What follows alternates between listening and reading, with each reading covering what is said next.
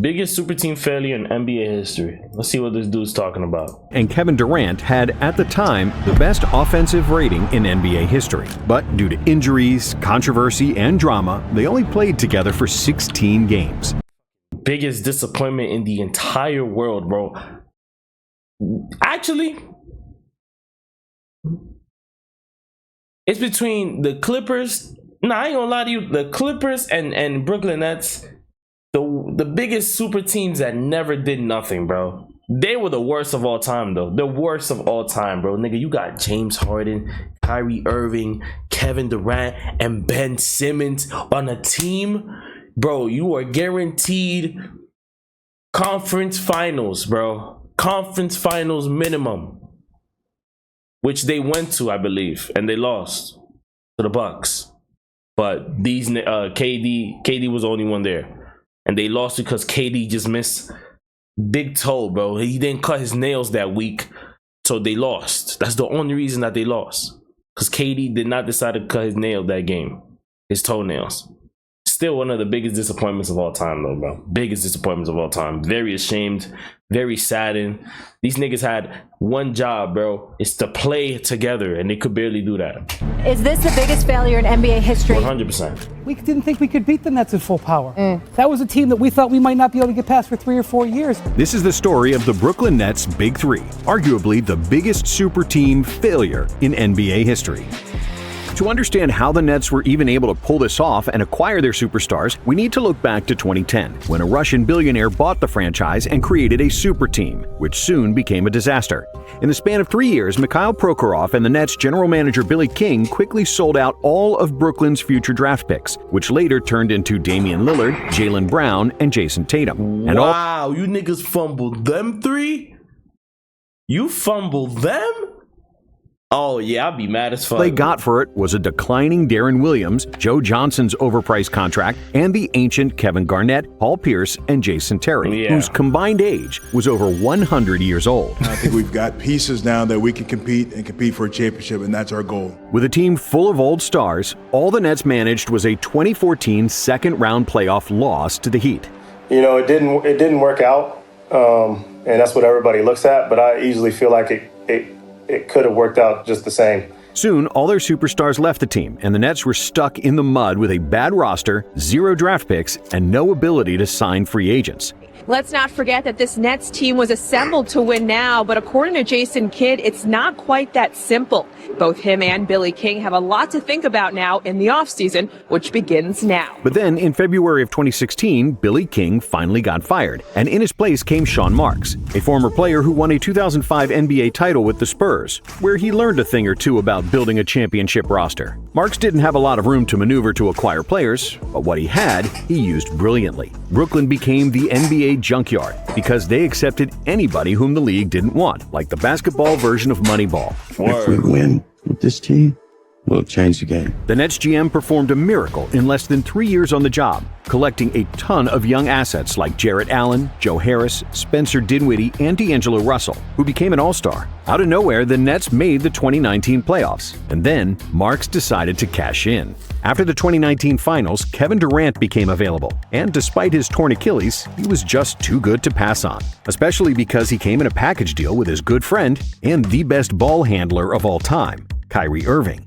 So, Marks shipped D'Angelo Russell in a sign-and-trade deal for Durant, which was another small miracle, and the only way to create cap space for both Durant and Kyrie. And despite KD missing the entire year, and Kyrie only playing 20 games due to a shoulder injury, the Nets miraculously still made the 2020 playoffs. Even though they got swept by the Raptors, Brooklyn had plenty to be happy about, because they were finally going to unwrap the best gift in basketball, a healthy Kevin Durant and Kyrie Irving. Before the 2021 season, the Nets were the betting favorite to win the Larry O'Brien Trophy. Steve Nash became the new head coach, which... Steve Nash, I heard... Wasn't it Steve Nash being like a terrible coach at this time? Just like a bad coach that whole playoff series. I heard apparently KD was playing so many minutes that he should have sat him out, I believe. I don't remember if that's true or not. When they were playing in the Eastern Conference, I think the Eastern Conference Finals, I believe so. I think Eastern Conference Finals, Game 7, KD was playing like 46 minutes or some shit like that. And niggas was saying like, yo, you should sit him out because the niggas stripping, niggas wilding, niggas bugging. But apparently Steve Nash coaching this team was terrible. Apparently. Which was a debatable move, considering his lack of coaching experience and the success of his predecessor, Jacques Vaughn. But the Nets had so much talent that it almost didn't matter. However, Irving's injury at the beginning of the season showcased a lack of playmaking on the team, especially because the other point guard, Spencer Dinwiddie, tore his ACL after 3 games. So Marks decided to do... I can't believe the Lakers acquired Spencer Dinwiddie. I didn't know this nigga had a whole fucking ACL injury and we acquired this shit? We acquired that nigga? Nah, we're stupid. I ain't gonna lie. I know this is a Brooklyn Nets failure video, but I'm just realizing, yo, like, some of these players we have in the Lakers. I'm a Laker fan. And it's like, yo, we're stupid. We're not this stupid, but we're stupid, nigga. There was no way they were gonna win. Ever. I don't think so. I think the only way they could have won was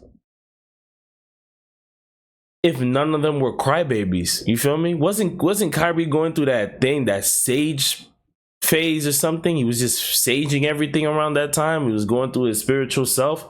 Nigga could have spiritually crossed over and nigga give me 30. He could have spiritually done that and physically. You feel me? This is the real world. I needed him there. James Harden could have given me something. But then, you know, the playoffs come in, bro. This nigga's useless. He's useless. And then KD's just a bucket, bro. I can't ask no more from KD. KD giving me 40.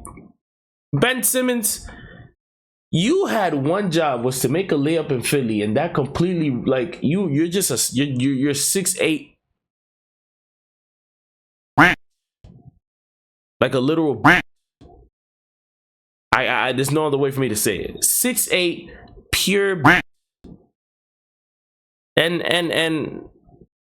that's it, bro. The only person who really tried to do his best was Kevin Durant. Do what Billy King did 8 years earlier. He made another big move, pushing all his chips to the middle of the table and going all in. The Nets traded for James Harden, but they paid a hefty price.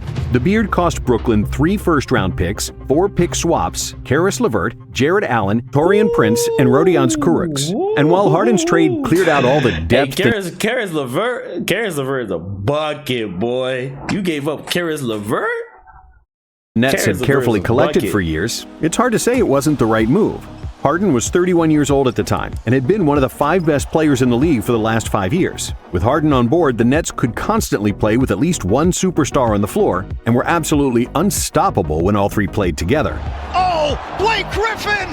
Razzle dazzle! Oh, next level! Kevin Durant! With their big 3 on the floor, they were literally... Yo, I forgot Blake Griffin. Blake Griffin? Nigga, what's up? Wait a minute, nigga. Wait a second.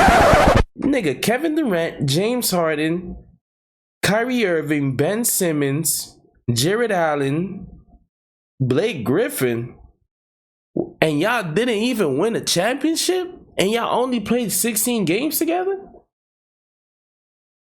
Yeah, you niggas gotta go. Oh, I'll be livid. The greatest offense in NBA history, scoring 120 points per 100 possessions. The Nets seemed destined to ride through Brooklyn on a big bus in June, smoking cigars, drinking, and passing around the Larry O'Brien trophy. However, injuries to all 3 stars limited their time on the court, and their big 3 played just 8 games together in the regular season. The Nets still finished second in the East, and when the playoffs started, the big 3 was finally healthy and extremely dangerous. In the first round of the playoffs against the Celtics, the superstar trio of KD, Harden, and Kyrie averaged 85 points per game, the most points by a trio in any playoff series in NBA history. The Nets steamrolled past Boston in 5 games, averaging an absurd 124 points in the series. But then against the Bucks in the second round, Brooklyn had tons of bad luck. After 43 seconds of the first game, Harden pulled a hamstring, which forced him to miss 4 games. And when he returned, he was clearly hobbled. But even without James, Kyrie and KD were still capable of winning on their own, as the Nets led the series 2-1 after 3 games. And then in Game 4, Irving sprained his ankle on Giannis's foot and was ruled out for the series. But thanks to KD's heroics and his unreal 49 points, 17 rebounds, and 10 assists triple-double... Nigga, my nigga. What? Yo, what? You can't ask no more. You can't. Yo, it's so embarrassing, my nigga. All y'all niggas had to do was not get injured, bro. Y'all niggas be running around. Y'all professional NBA players. I know I'm trolling right now, but it's like, bro, come on, my nigga. Y'all had at least 2 more. Listen, they would have stayed at least 2 more seasons. They could have won a ring for sure. For sure. But niggas didn't play enough games. But they were like, nah, forget you. I'm a dip. I'm a dip. The Nets won Game 5. The Bucks countered in Game 6, but in Game 7, KD was playing out of his mind again, and Brooklyn had the final possession and a chance to win the game. Durant took a three-pointer that would give the Nets a series win, and it looked like they did win after KD's buzzer beater went in. He turns, he shoots, yes! With 1 second remaining. But because KD barely stepped on the line, his shot was just a two-pointer, and the game went into overtime. In the OT, KD and the Nets were running on fumes, and they lost the game and the series. Still, despite the loss, it was clear that the Nets were on the right track. They just needed to get healthy. So, we get ready for next year. When the 21-22 season started, in the NBA's traditional GM survey, 72% of general managers said that Brooklyn would win the title, and KD was the leading vote-getter for MVP. 100%. When their big three was healthy, Coach Nash established a deadly 5-out system where all 5 players could dribble, pass, and shoot, with clear roles on the team. Harden made the biggest sacrifice in usage, taking on the role of a pure point guard, with the second-best assist numbers in the league. This allowed Irving and Durant to remain in their standard roles as scorers. The Nets moved the ball really well, with only 10% of their offense ending in isolations, and 62% of their points were... Only 10%? What the fuck? I thought these niggas were like ball dominant ass niggas. Oh, that's actually not bad. Nigga, it's only 10%? Only 10% was ISOs? Assisted. With all this firepower, Steve Nash looked like a damn good coach. But then the drama started. Kyrie Irving's stance on the pandemic and the mandatory vaccine meant he couldn't play games in New York. But despite Irving's status, a bunch of other injuries to the roster, and a bottom 10 defense, the Nets were still more talented than everybody, comfortably holding a top 3 place in the East. And then, more drama. This time it wasn't Kyrie, but James Harden, who couldn't come to terms that Irving was not willing to sacrifice for the better of the team and take the vaccine. James lost trust in the franchise and their ability to hold everybody accountable, so he publicly asked for a trade. On February 7th, New York lifted the vaccine mandate for municipal workers, meaning that Kyrie would finally be able to play in all games starting in late March. But the damage to the team's chemistry was irreversible, and even with Kyrie now able to play in the playoffs, James Harden was still determined to play elsewhere. My thing is, bro, like, my thing with that situation is like, why, my nigga? Like, why? Bro, it's a vaccine. Why didn't you just request a trade? Instead, you were like, nah, I'm not getting it. I don't care. I'm not getting it. I don't care. I'm not getting it. Bro, just... But that nigga was in a freaking contract, bro. He was in a signed contract. I think it was 3 years as well. That nigga Kyrie sold, bro. I get it, bro. Like, I get it, my nigga. But you're in New York, bro. Like, you're in Brooklyn.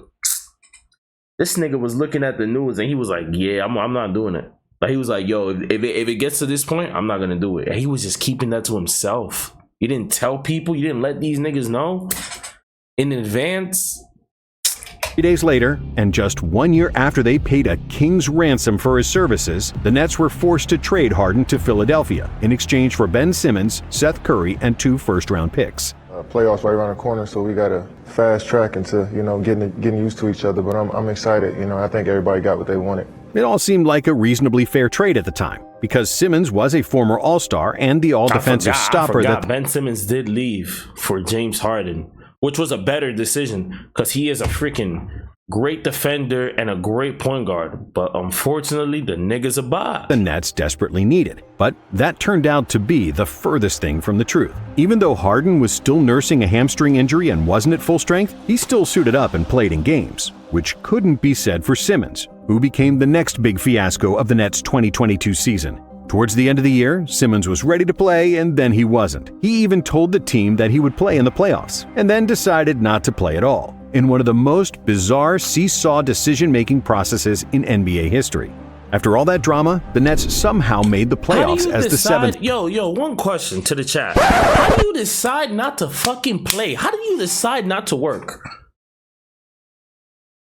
Like, how the How the do you decide not to work? Nigga was like, you know what? Nah, I'm not playing. Like, what? My nigga, it's your job. It's your job. I don't want, not on some hating shit. I hope Ben Simmons never plays a basketball game ever again in his life, bro. You were a my nigga. You a nigga, bro. Cause there's no way, nigga. You have one job was to take a layup up, and that whole thing just changed your demeanor. You became a ass nigga, bro. There's no way. You not taking a layup because it's your stupid ass fault. You were right there, nigga. Trae Young is there. Easy layup, easy dunk would suffice. Now you're gonna blame it on everybody else, my nigga? I hope that nigga never plays an NBA game again in his life. I hope. In game 1 of the first round against the Celtics, Kyrie led a miraculous comeback that gave the Nets the lead in the final seconds. But the Celtics were a resilient bunch, and on the last play of the game, Tatum was left all alone under the basket for a buzzer-beating layup. In the rest of the series, the Nets came close, but they could never get in front. Steve Nash could either deploy a lineup with shooters and no defense, or a better defensive unit that had bad spacing offensively. Durant was tormented by the Celtics defenders, who all took turns guarding him and tiring him out, and the result was a sweep. A 4-0 loss was a slap in the face, and a big wake-up call for the team everybody believed was going to win the championship. This was a season that had so much promise. One of the preseason favorites to start the year, the Brooklyn Nets, and it all fell apart at multiple iterations during the season. Well, it's a disappointment. They lost in the first round of playoffs. They didn't lose in the second round of the conference finals. Got swept in the first round. They got swept, so that means things are not good. But before the dust settled, the Nets became a hot topic again. But this time it wasn't Kyrie, but Kevin Durant. Kevin Durant has requested a trade from the Brooklyn Nets. Durant then went a step further and demanded from the owner that he either fired coach Steve Nash and GM Sean Marks or let him go. It was arguably the most aggressive trade demand by any player in NBA history. Kevin Durant, I'm sad for you, bro. You all alone. You have no help. And more importantly than anything else, you made the wrong decision by going to Brooklyn. Thankfully, owner Joe Tsai held his ground, refused KD's ultimatum, and didn't succumb to the pressure to trade him. Against all odds, both Kyrie and KD started the 2023 season for the Nets, and they were joined by Ben Simmons, who finally made his debut for the team. But when the season started, the Nets were an abomination. With a defense that couldn't stop some college teams, the Nets started the season with 6 losses in 8 games. Simmons looked like a shell of his former self, and the Nets couldn't defend nor rebound. And even though Kevin Durant averaged over 30 points per game, the Nets' offense was still barely average. After such a horrible start to the season, the Nets fired Steve Nash, who clearly lost the locker room and the players' trust. However, on-court problems were soon overshadowed by another off-court controversy, again produced by Kyrie Irving. Kyrie tweeted an anti-Semitic message due to a documentary he watched and refused to apologize for it. So the Nets suspended him for 8 games, and it seemed like the team would sink even further in the standings. But somehow they didn't. That was some you know what it is, man. That was some BS, bro. That was BS. That was BS, nigga. Amazon put it on the freaking website, but you know what? For the last 2 weeks, the Brooklyn Nets have been in the middle of a firestorm of controversy. Well, today they hired a new head coach. They chose a candidate who checks a lot of boxes. Under Jacques Vaughn, who returned as the head coach, Brooklyn started winning games. And at the midpoint of the season, they had a 27-14 record, 1 win shy of the best record in the conference. But this team couldn't last more than a month without some kind of scandal. And of course, it was Kyrie Irving again. Kyrie was in the last year of his contract, and even though he was still a top NBA talent on the court, he presented a huge risk for any team brave enough to sign him. At that point, he was a loose cannon, and you just didn't know what he was going to say next that could sideline him from the court indefinitely. Sean Marks had had enough of his antics, and he refused to give Kyrie the long-term extension he desired. So Kyrie asked for a trade before the deadline, and the Nets agreed to trade him, because if they didn't, Kyrie would leave the team for free the following summer. On February 6, 2023, the Nets traded Irving and Markieff Morris to the Dallas Mavericks in exchange for Dorian Finney-Smith, Spencer Dinwiddie, an unprotected 2029 first-round pick, and 2 second-round picks. Brooklyn Nets GM Sean Marks is working with Kevin Durant and his business manager Rich Kleiman on finding a trade for the franchise star. Apparently Durant requested a trade from the Nets. And on February 9th, Durant was gone too. KD was traded to the Suns, along with TJ Warren, in exchange for Mikal Bridges, Cameron Johnson, Jay Crowder, 4 unprotected first-round picks, and a 2028 first-round pick swap. And now we got, you know what I'm saying, now the Knicks got my boy Mikal Bridges. You feel me? Brooklyn Nets is dog shit. The New York Knicks finna win a chip. I don't want to hear nothing. The only reason why the New York Knicks would not win a chip this year, though, is because of the one and only Julius Randle. I do not believe that nigga he's not the leader of the team. This is Jalen Brunson's team. Brooklyn, you niggas was just a whole bunch of sassy ass girls, bro. It was just a sassy niggas club. Mad sass. I don't want to take this. I don't want to do this. I want money. I want this. I want that. My nigga, play ball. Like, damn. You had one job. It's to play ball. It was a lot of ups and downs, but I love the grind. Everybody in Brooklyn loved the grind too, so I built a family over there. They're going to always be a part of my journey. We didn't accomplish what we wanted to accomplish as far as winning the championship, just like I told him, but I enjoy the grind. And everybody there, we tried our hardest every day, regardless of what was going on in the media, what was going on. I'm going to be honest with you, I would have been the complete opposite. I'm like, hey man, listen, a whole bunch of sassy ass niggas, bro. It's a whole bunch of sassy ass niggas here, bro. We didn't do shit. I mean, y'all played. Y'all did y'all job. Y'all did the bare minimum, which was playing the game. But you had a nigga who didn't even want to play. Like, yo, Ben Simmons, I ain't gonna lie to you, bro. I'm not a hater like that, but I prayed that you were broke and you were in the street homeless, bro. No way a nigga who's 6'10", defensive archetype and playmaking IQ could just say, I don't want to play. You shouldn't deserve the money that you're getting. You shouldn't deserve sleeping with the baddest chicks. You deserve to be homeless, bro. You don't want it. Give it up. Teammates. And just like that, the Nets super team was done and dusted. In the 4 years on the team, Kyrie Irving played just 143 games, about 40% of all possible games. Durant played 129 games for Brooklyn, and Harden just 80. They won only one playoff series together, just like the 2014 Nets super team. But at least this time, they had a bunch of draft picks after all the superstars were gone. Thank you for watching. And if you like this one, subscribe to Nonstop and check out some of our other videos. I just felt like if them niggas could have at least gave us a season of just no pettiness, no drama, no nothing, bro, they would have definitely won it 100%.